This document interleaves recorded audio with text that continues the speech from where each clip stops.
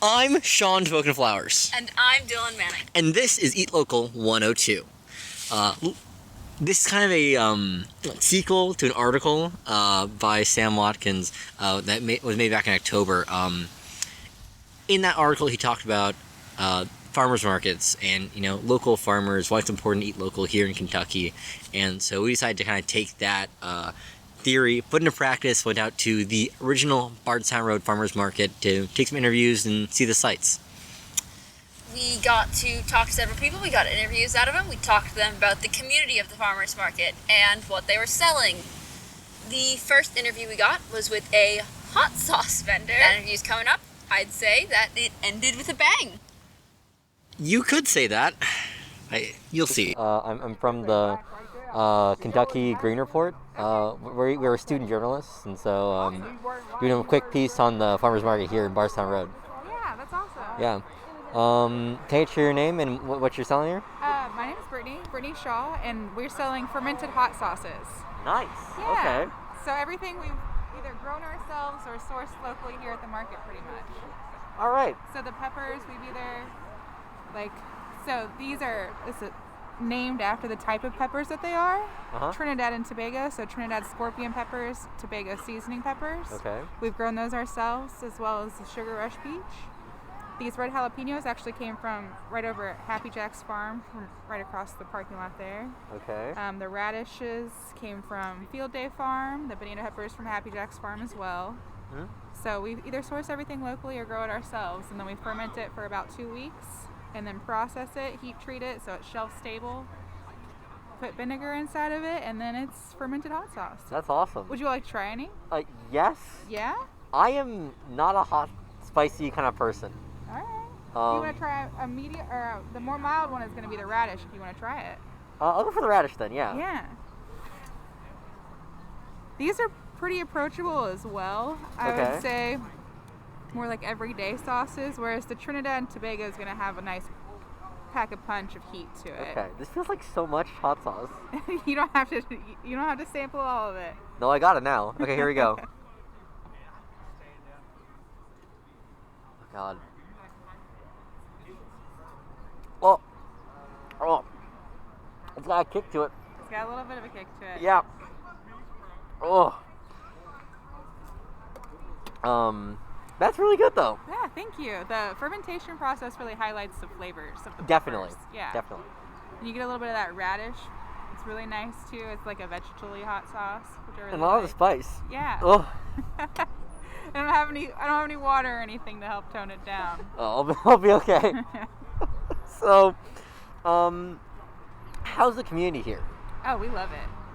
Before we, started making the hot sauces, even when we were making the hot sauces, before we were actually selling up here, we were up here every weekend anyway, because we buy most of our produce and meat, and we actually buy all of our meat from the market. And everybody, all the farmers they're really great people. It's a nice little community. All right. Yeah. That's awesome. Yeah, we love it. Great. Well, thank you so much. Hey, thank you. Thanks right. for stopping by. Thanks for. Oh. It's okay. I'm sorry. No, don't apologize. Well, you really smashed that one out of the park, didn't you? Look. We after cleaning up that mess and getting some hot sauce for myself, it's actually really good. Like I blanched because it straight hot sauce, and I'm not a hot sauce person. But it was enjoyable, honestly. So I definitely suggest it. But after that, we did some talking to someone else too, right? You may have caught in that interview that she mentioned she gets some of her ingredients from a Happy Jack Farms. Well, luckily, right across the way was Happy Jack himself. Happy Jack, who we talked to about something we know very well. Bees. Enjoy. I assume. Or, I have a beekeeper on my property. Oh, okay. And I buy the honey from him and I retail it. All right. So is that here in Kentucky? Yes. All We're right. in Frankfort. We're about an hour from here. Okay, Frankfurt, nice. All right. So how is that like? How's that exchange? Like, how's selling here in the Bardstown Farmers Market? How does what? What's it like selling things here in the Bardstown Farmers Market? Oh, this is one of the oldest markets in the Louisville area. Huh? And it's one of the first ones, if not the first one.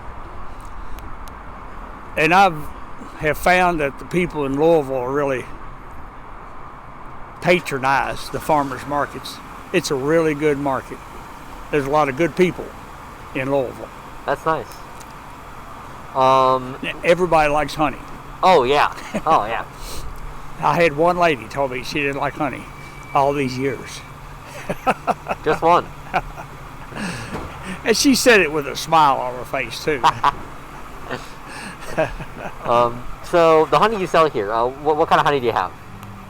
This honey is made by European bees. All the honey in the United States is made by bees that were imported here years ago, hundreds of years ago. And so the bees that we have collect nectar from white Dutch clover. It's a type of clover that we have growing on our farm, and it grows all over central Kentucky. And it was also imported here from Europe. Wow. Just like bluegrass. Bluegrass is not a native grass to North America. Well, this is a bluegrass state, so. Right, yeah. And so a lot of things that are in North America, in Kentucky, are not native, but they're good. You know. Mm-hmm. It's good to have some things brought in. Not everything that a lot of vegetation brought into the United States or to Kentucky is not good, like multiflora rose and Johnson grass and things like that. But our bees do real well here in central Kentucky. A lot of the bees in Kentucky, beekeepers in Kentucky, are hobbyists. Mm-hmm. They do it as a hobby. So you basically have European honeys here, right? You know, European flowers, European bees. Yeah. No, but we have a lot of different wildflowers that are native to Kentucky that right. the bees collect nectar from. Goldenrod. There's so many different things. The locusts bloom in the spring. Linden trees have a bloom that has make a real sweet honey. There's so many different plant life forms that bees collect nectar from that I can't name them all off. Right. That's why you say wildflower. Right. Trees too, and bushes. So you have the clover honey and the wildflower. Which one do you prefer? Now, the clover honey is a milder honey. It's a lighter colored honey. And then the wildflower honey is more robust. It has a stronger flavor, some people may say. And I like them both. If you like honey, you like any kind of honey. True. I have collections of honey from all over the place. So now there's some honey that can become bitter. I've heard of beekeepers that have had nectar collected from tobacco that has bloomed out, and it will ruin the flavor of honey. Ooh. Now, it's a story I've heard. All right. Well, anything else? Oh, yeah. What's your favorite thing about here at the Bardstown Farmers Market? Last thing I want to ask you. What is it? What's your favorite thing? Yeah. My favorite thing? It's talking to people like you and the young lady that's with you. I enjoy talking to the people. All right. The customers. Well, have a good one. And that was Happy Jack. After his interview, we made our way over to our final interview of the day with a newcomer to the farmers market. Our friends at Urban Eco Farms. We had a great interview with him. It went really well. Some would call it unusual by professional standards. Yeah. Let's play it. So, try those. I'm sorry. Thank you. The mustard has such spice to it, I feel like. And good shots of me eating. Uh-huh. Yeah. Very earthy. Dylan, how you feeling? I'm feeling like I've got grass in my mouth. Sure. It's good grass. It's earthy. Broccoli and mustard, put them together, okay. It's a flavor experience. Don't worry, we got more out of him than just, like, eating grass. Here's the actual interview here. Shawn. Shawn? Shawn. My middle name's Shawn. Tommy Shawn. Shawn. I'm from a true Southern family, man. Tommy Ooh, Shawn. oh, yeah. You want to weigh it out? Nope. No. From my pocket. Oh, there it is. Need a bag or anything? You got plenty. Okay. What can I do for y'all? We are actually journalists from the Green Report .org. We're some student journalists. We come out of DuPont Manual High School, and we were doing a piece on the farmers market. Because I've seen you out here before. Have I seen you before taking pictures when we were over there? Yeah, we were taking pictures. Yeah. So. No, maybe not, because this person was with her mom. That wasn't you, was it? I've come around before, but not super often. Okay. So. So, yeah, what you need? Yeah. Well, we should do interviews. So, can I talk to you for a little bit? Yeah. Do you mind if I keep taking go stuff down while ahead. you talk? Oh, yeah, you're good. Knock stuff out. All right. I'm turning this heat off. Oh, that's a sad thing. All right. I asked her earlier, I said, can I turn the heat off? No. So you got a happy demeanor. I love that. So what do you sell here? We sell microgreens and sprouts. We usually do microgreen sprouts and herbs, but we're not doing herbs in the wintertime here. Right. So what's in season right now? For us, everything, because we have a greenhouse. Oh, yeah. That's good. That's good. So, yeah, we sell everything. Because they're microgreens, they're pretty much in season year-round, as opposed to other farmers or whatever. Right. So, Probably don't grow corn in a greenhouse, right? Right. So, and you can actually, if you go to our website, you can get some more information on what we do, how we do it, and everything. We are all organic. We use non-GMO seeds. In our mission, all of our materials, 70% of our materials, I'll be safe now, see y'all. 70% of our materials must be recycled, reused, or repurposed. That's awesome. Yeah. So, so what's your favorite plant you have here? favorite plant Yeah. to eat? To eat. Radish. China rose radish, just the spices when I have. Favorite one to grow is pea, because it requires very little attention. I just have to water it and keep going. The others tend to, you have to play around with how much water you're giving them. You have to watch for disease. You have to watch for mold buildup. The pea is just kind of hardy. You know, you can just put it out there and let it grow. Best taste, I like China rose because I like spicy. In terms of what people like the most, I think our cilantro is probably The most like common? people go crazy when they find out we have the cilantro that weekend. So it goes really, really fast and really well, man. People love that cilantro. It's good too. Yeah, it was good. That's right, you tasted it. Yeah.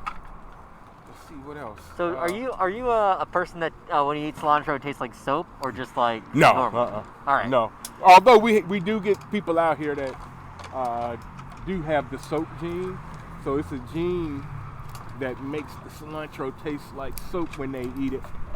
I can't remember what chromosome that gene's on. I'm a biologist, by the way. So, but yeah, we get some out here, and they taste it too, because the micros, even though they're just a smaller, younger version of the same large plants, they do have a different flavor profile, and they do have a little bit more vitamins in them. And the reason being is when they're micros, majority of the nutrients that come into the plant comes from the seed. Because most of these, like the China Rose that I like, that's a week old. It's just 1 week. Oh, wow. Yeah. So most of the nutrients that come from these were in the seed. So when the plant produces the seed, it packs all those nutrients into that seed, and once the seed germinates, it's released into the plant. Therefore, we don't use any chemicals. There's no fertilizer or anything added to it. It's just all filtered water. That's awesome. Yeah. So, what's your favorite part about selling here at the farmers market? Meeting people, meeting young kids like you, interacting with the public. This is my first time doing this. We've always had a garden and, sold to people, but this is our first time selling like in a public sense. And there's learning curves. There's learning how to streamline the operation portion. But for the most part, everybody we've met has been really nice. People who go to farmers markets tend to usually just be really different and really nice, genuine people. So I think that's been the biggest part of selling, to being out here at the farmers market, meeting the people and not worrying about selling to restaurants or stores, because a lot of people want to do that, get into those commercial spaces, but I don't want to do that. I want to deal directly with the public, and there's some business decisions behind that as well, because while there's certainly a lot of restaurants, there's more individual people. And if you can get people to use your product in their household, then you'll tend to have bigger sales as opposed to the restaurants. Even though the restaurants might put in larger orders, it's not a consistency to it, So yeah. Well, thank you. Hey, it's been a pleasure, man. Let me know when this come out. Let me give you. Oh, I have one of my cards here. Sorry, baby. Let me know what's going on. If you do anything with those pictures, maybe you could let us know. You can find us on any of the various Instagram and Twitter and stuff. Yeah. Urban Eco Farms, Microgreens, and so. I'll catch you. Pretty good at the farmers market, don't you think, Dylan? I would say so, yeah. Yeah. I think my favorite part about the farmers market is the community. I think it's a nice group of people that, obviously they're all there trying to, sell stuff and, have a good time. I'd agree. I think you can tell that they care about each other, they're having fun, and it works for them. They're getting stuff sold. Yeah. What's your favorite part?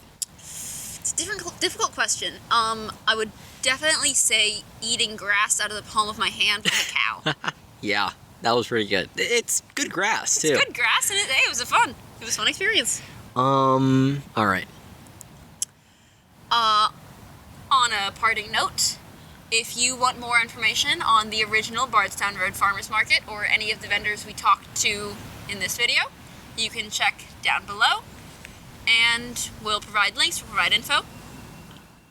Anything else you want to add? You've been watching Eat Local 102. Stay fresh.